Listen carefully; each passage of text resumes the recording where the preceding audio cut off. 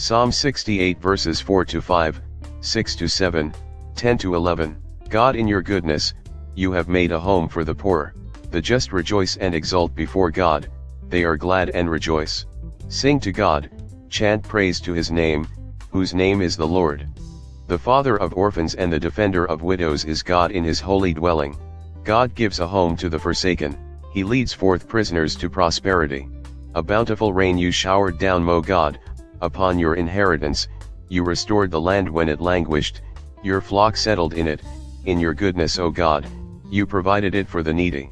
This psalm is written at the time of David's restoring the Ark of the Covenant to Jerusalem.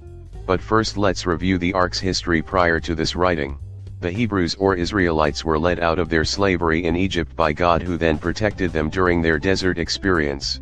When the people wanted to worship God, they didn't know how to, so they fell into what the Egyptians did, idol worship. They created the golden calf. While Moses was on Mount Sinai, receiving the 10 commandments from God, the Israelites were breaking the very first commandment, thou shalt not have any gods before me. God then instructed Moses to build the Ark of the Covenant. The Ark would contain the 2 tablets of the covenant law, or the 10 commandments, that were given to Moses, a pot of manna, the miraculous food provided by God, Exodus 16:33, and Aaron's rod that had budded, Numbers 17:10.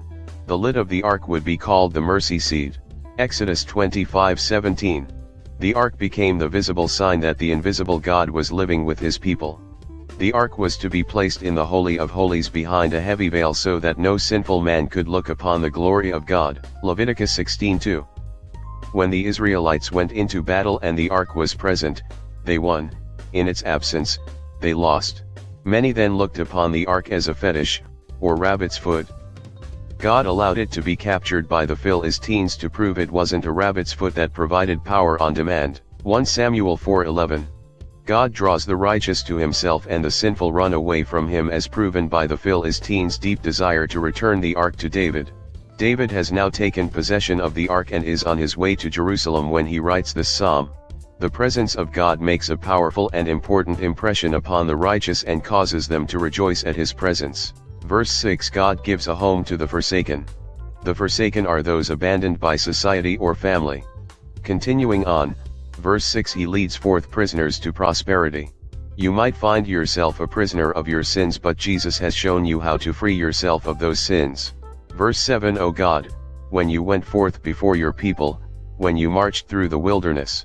God had led his people out of their Egyptian bondage, into the Sinai, through the wilderness, to their inheritance Canaan, now the land of Israel. A land with rain in abundance, where his flock dwells, and where he provides for the needy or poor.